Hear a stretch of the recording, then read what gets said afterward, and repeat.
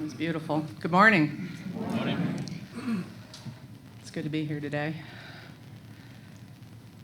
The spark that ignited the journey into this topic of loss happened during a small group ministry session this past February. The title of the session was Success and Failure. It's typical to present two questions relating to the topic on which we share with the group. The two questions were as follows. Thinking back to your childhood, what message did you get about success and failure from your family, teachers, and peers? The second question, considering your adult life, what would you list as your most important successes and failures? How have they contributed to your growth? Well, it's the suggested policy of the group for full participation, but I had an adverse reaction to that first question, thinking back to my childhood.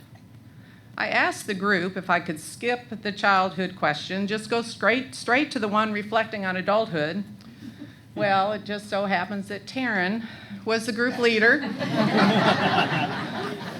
Now, Taryn has some very definite ideas about small groups, full participation being one of them, which I agree and admire. However, I thought that maybe, just maybe, I would get one free out of sharing card. Having discomfort of a topic is not a sufficient reason to pass. In fact, discomfort, fear, and dis-ease, I have discovered is very often the exact reason to forge ahead and face the vulnerability head on. As I proceeded to share my response, I felt some tender, unhealed wounds from my childhood arise.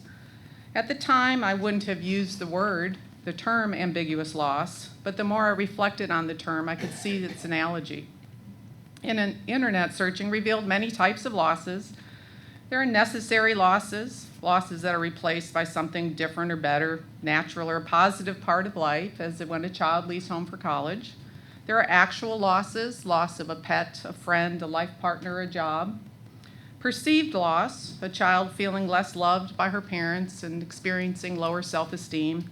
Maturational loss, losses from going through life with normal developmental process. A stay-at-home mom experiencing her child going off to school for the first time. And then there's ambiguous loss, a loss without resolution. Pauline Boss coined the term back in the 1970s. It's a loss that occurs without closure or understanding. This type of loss leaves a person searching for answers and thus complicates and delays the process. Adoption, divorce, death, dementia, these are common examples of ambiguous loss. Loss of childhood isn't listed, and to say that I lost my childhood may seem a bit dramatic, yet the sadness I felt in that small group and the lack of resolution and acceptance of my youth for what it was is real. The loss I refer to is that I lived in an all-encompassing fear, have few memories of my childhood, and experienced very few carefree times that a child should experience. While ambiguous loss is technically one without resolution, I need to find resolution with my childhood in order to be free and have the ability to live a full life.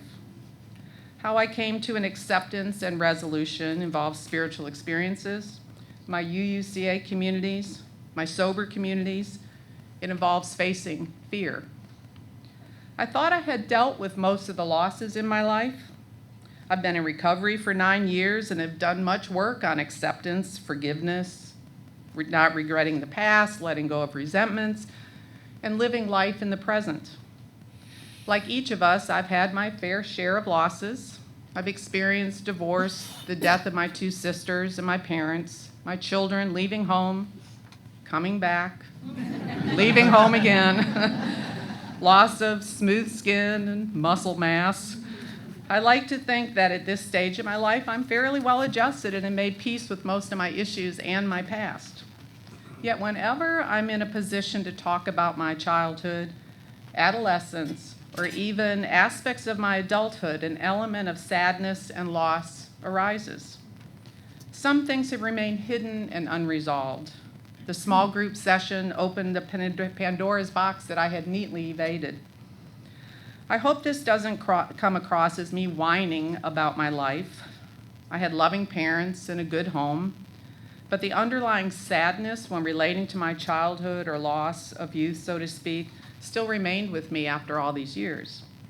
The loss of my childhood has culminated in my lack of childhood memories and the overwhelming sense of fear that was at the core of my existence. I am not clear why I have so few memories of childhood. I vaguely sense there may have been some traumatic event that I've suppressed, and maybe one day it'll be revealed, but the fear I do remember. Fear has been a driving force of my life. Fear, all caps. Can't say where it originated. I just know it's always been there. I seem to have been born with it. Fear of my teachers, friends, animals, God, fear of what you thought of me, fear of success, fear of failure, fear of death. The list goes on. Eckhart Tolle states, the psychological condition of fear is divorced from any concrete and true immediate danger. It comes in many forms: unease, worry, anxiety, nervousness, tension, dread, phobia, and so on. This kind of psychological fear is always of something that might happen, not of something that is happening now. You are in the here and now, while your mind is in the future. This creates an anxiety gap. And if you are identified in your mind and have lost touch with the power and the implicity of the now, the anxiety gap will be your constant companion. You can always cope in the present moment, but you cannot cope with something that is only a mind projection. You cannot cope with the future. I did not live in the present. I was always worried about one thing or another in the future. This kept me locked in my own world, separated from those around me. The anxiety gap was my constant companion. Childhood traits typically include wonder, curiosity, playfulness, connectedness, to name just a few. I don't remember dancing as if no one was watching, having an untethered imagination, true friends. Fear was a corroding fabric woven in my life. In early adolescence, I discovered liquid courage. Now that'll keep fear at bay, temporarily. It seemingly allowed me to fit in, but it ultimately cut me off from people, eventually leading to isolation, loneliness, and despair. Lack of presence is a loss. Not being genuine is a loss. Living in a fog is a loss. Living in fear is a loss. Fear robbed me of living a full life and embracing my childhood with presence and joy. The Dalai Lama says, if you have fear or some pain or suffering, you should examine whether there is anything you can do about it. If you can, there is no need to worry about it. If you can't do anything, then there's also no need to worry. Should have read that and practiced that when I was 5.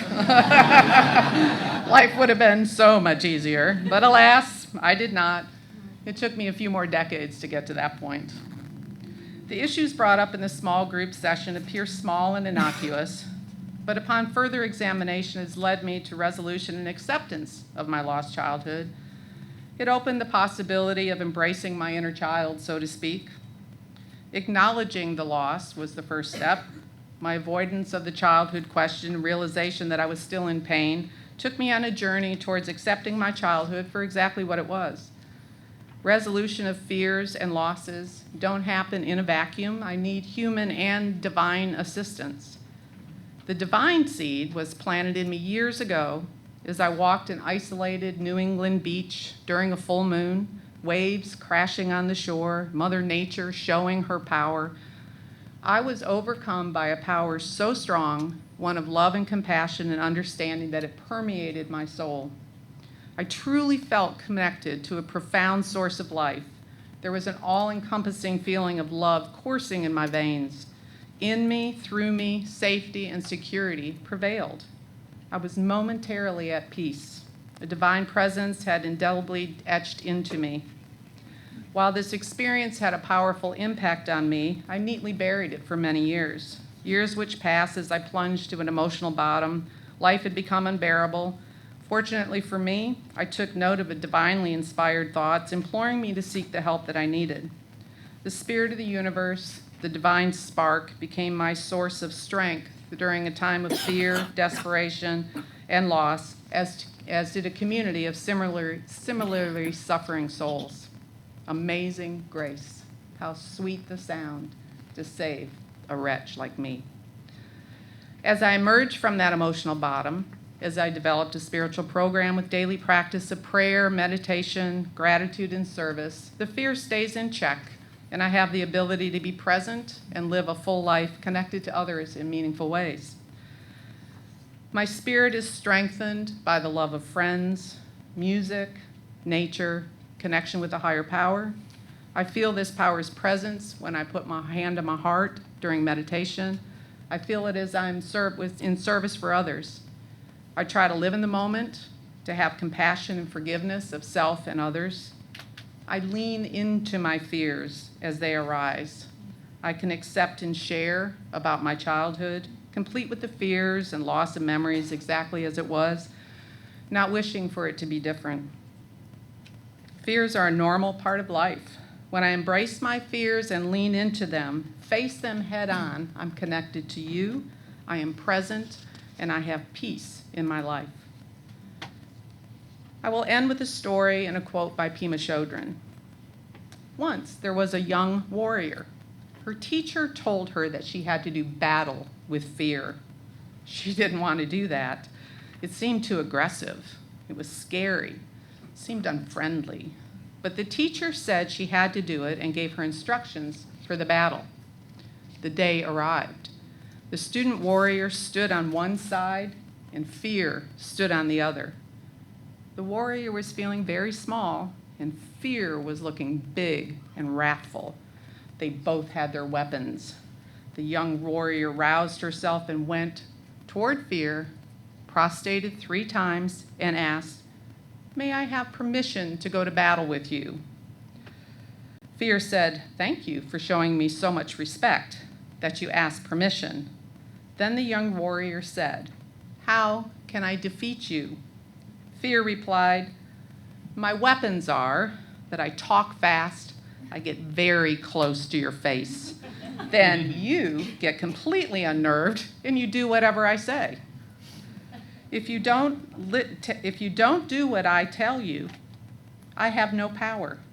You can listen to me, you can have respect for me, you can be convinced by me, but if you don't do what I say, I will have no power." In that way, this student warrior learned how to defeat fear. Pema Chodron goes on and says, "We already have everything we need. There is no need for self-improvement. All these trips that we lay on ourselves, the heavy-duty fearing that we're bad, hoping that we're good, the identities that we so dearly cling to, the rage, the jealousy, and the addictions of all kinds never touch our basic wealth. They are like clouds that temporarily block the sun. But all the time, our warmth and brilliance are right here. This is who we really are. We are one blink of an eye away from being fully awake. May it be so."